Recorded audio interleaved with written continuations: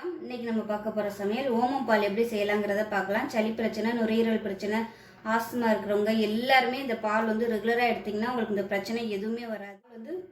ஒரு நாளைக்கு 2 தடவை காலையிலையும் சாயந்தரமும் நீங்கள் சாப்பிட்டு வந்தீங்கன்னா உங்களுக்கு நல்ல நோய் எதிர்ப்பு சக்தி கிடைக்கும். ஓமம் பால் செய்கிறதுக்கு தேவையானது என்னன்னு பார்த்துடலாம். 1/2 டேபிள் ஸ்பூன் அளவுக்கு வறுத்த ஓமம் எடுத்து வச்சுருக்கேன். வறுக்காத ஓமமாக இருந்தால் வறுத்து எடுத்து வச்சுக்கோங்க. நான் வறுத்து தான் எடுத்து வச்சுருக்கேன். 1/2 டேபிள் ஸ்பூன் மிளகு, 1/2 டேபிள் ஸ்பூன் மஞ்சத்தூள், 1/2 டேபிள் ஸ்பூன் சுக்குத்தூள், 3 ஏலக்காய் எடுத்து வச்சுருக்கேன். சளி, ஜலதோஷம், தலைப்பாரம், அலர்ஜி, சைனஸ் பிரச்சனை எல்லாத்துக்குமே மிளகு கேட்கும். உடம்புல உள்ள கெட்ட கிருமிகளை அழிக்கிறதுக்கும் மஞ்சத்தூள் உதவி செய்யுது. அதே மாதிரி ஏலக்காய் பார்த்திங்கன்னா ஹார்ட்டுக்கு நல்லது. சளி பிரச்சனைக்குமே ஏலக்காய் நல்லது.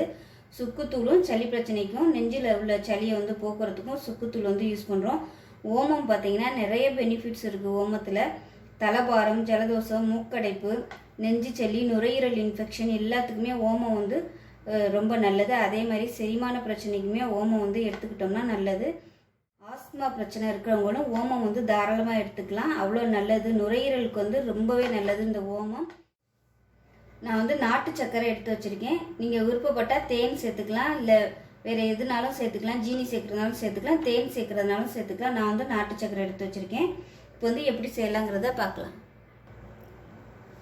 இப்போ 1/2 லிட்டர் பால் சேர்த்துக்கலாம். ஒரு 4 பேர் இந்த பால் சாப்பிட்லாம். 4 பேருக்கு தேவையான அளவு தான் நான் எடுத்துருக்கேன்.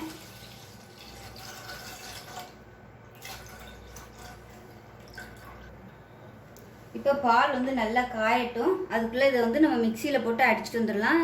சர்க்கரை மட்டும் வேணாம், சர்க்கரையை தவிர்த்துட்டு மற்ற எல்லாத்தையும் மிக்சியில் போட்டு பொடி பண்ணிட்டு வந்துடலாம். பால் நல்லா கொதிக்க ஆரம்பிக்குது. இந்த ஸ்டேஜில் நம்ம பொடி பண்ணி வச்சுருந்ததுலேருந்து 1 டேபிள் ஸ்பூன் மட்டும் சேர்க்குறேன். இதில் இன்னும் 1 டேபிள் ஸ்பூன் கிட்ட இருக்குது. இது அடுத்த தடவை யூஸ் பண்ணையில் நம்ம சேர்த்துக்கலாம். மொத்தமாக எல்லாத்தையும் சேர்த்துற வேணாம். இது எல்லாத்தையும் நல்லா கலந்து விட்டுட்டு சிம்மில் விட்டுடலாம். நல்லா கொதித்து அது உள்ள எசன்ஸ் ஃபுல்லாக அந்த பாலில் இறங்கணும். இந்த மாதிரி பால் செஞ்சு டெய்லி கூட நீங்கள் சாப்பிட்லாம். டெய்லி 2 வேளை தாராளமாக சாப்பிட்லாம். மலச்சிக்கல் பிரச்சனை வராது.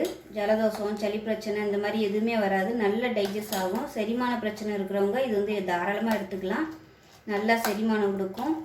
அதே மாதிரி கேஸ் ட்ரபிள் பிரச்சனை இருந்தாலும் இந்த ஓமம் ரொம்பவே சூப்பராக இருக்கும். இது எடுத்துக்கிட்டிங்கன்னா உங்களுக்கு அந்த பிரச்சனையே வராது. ஸோ நிறைய பெனிஃபிட்ஸ் இருக்குது. முகத்தில் பருக்கள் வந்தால் கூட அந்த ஓமத்தை நம்ம நல்லா பேஸ்ட் மாதிரி அரைச்சிட்டு இந்த பரு மேலே போட்டோம்னா நல்லா க்யூர் ஆயிரும். அதே மாதிரி தலைமுடி பிரச்சனைக்குமே பார்த்திங்கன்னா ஓமம் சேர்த்துக்குவாங்க. ஏகப்பட்ட நன்மைகள் இருக்குது இந்த ஓமம். இப்போ பால் நல்லா கொதிச்சிருச்சு பாருங்கள். இந்த ஸ்டேஜில் நம்ம அமர்த்திடலாம். அது இந்த எசன்ஸ் எல்லாம் ஃபுல்லாக இறங்கி நல்ல ஒரு வாசனை வருது. இந்த ஸ்டேஜில் அமர்த்திடலாம். அமர்த்திட்டு ஒரு 2 செகண்ட் ஆறுனதுக்கப்புறம் நம்ம சர்க்கரையை சேர்த்துக்கலாம். இப்போ பால் நல்லா கொஞ்சம் ஆறிடுச்சு. இப்போ நம்ம நாட்டு சர்க்கரையை சேர்த்துக்கலாம்.